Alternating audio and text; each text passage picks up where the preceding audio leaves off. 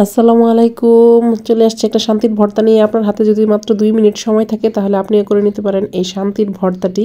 মাত্র 2 মিনিট সময়, একটু কষ্ট করে ভিডিওটি শেষ পর্যন্ত দেখে নিন। আশা করি আপনার এই গরমে আপনার জীবনটা শান্তিময় করে দিবে এই মাত্র একটি ভর্তা।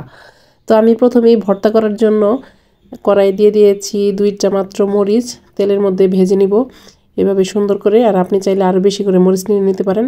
এই দেখেন, আমার জীবন শান্তি করার জন্য কিন্তু লেবু দৌড় দিতেছে, মানে লেবুর জীবন এখন অশান্তিময় করে ফেলবো। এখন আমি এটাকে টুকরো টুকরো করে কেটে আমি একদম ছোট ছোট করে স্লাইস করে কেটে নিব। আপনি চাইলে এখানে 1টা বা 2টা বা আরও বেশি আপনার পরিমাণ মতো লেবু নিতে পারেন, তবে আমি অল্প করে নিয়ে নিলাম যেহেতু আমি এটা একাই খাবো, আর কেউ খেতে পারবে না। তো কেন খেতে পারবে না সেটাও আপনারা শেষে পর্যন্ত দেখলেই বুঝতে পারবেন। তো প্রথমেই আমি লেবুটাকে নিয়ে মাত্র 2টা স্লাইস করে টুকরা টুকরা করে কেটে নিচ্ছি। আর এর সাথে আমি দিয়ে দিব সেই মরিচগুলো আর সামান্য একটু লবণ। লবণ তো দিতেই হবে, কারণ যে কোনো ভর্তায় লবণ না হলে কিন্তু খেতে ভালো লাগবে না। তো লবণ আর মরিচ আমি সুন্দরভাবে কচলায় কচলায় ভালো করে ডলে ডলে আমি একদম জোড়া জোড়া করে নিব। মরিচের অবস্থা শেষ। এখন আমি এটার সাথে মিশাই নিব সেই লেবুর টুকরাগুলোকে মিশাই নিব।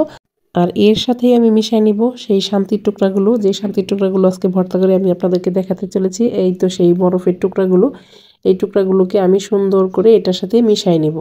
এইটা দুপুরবেলা রোদের মধ্যে গরমের মধ্যে বসে খেতে যে মজা, আপনার জীবনটা শান্তিময় করে দিবে শুধুমাত্র এই ভর্তাটি।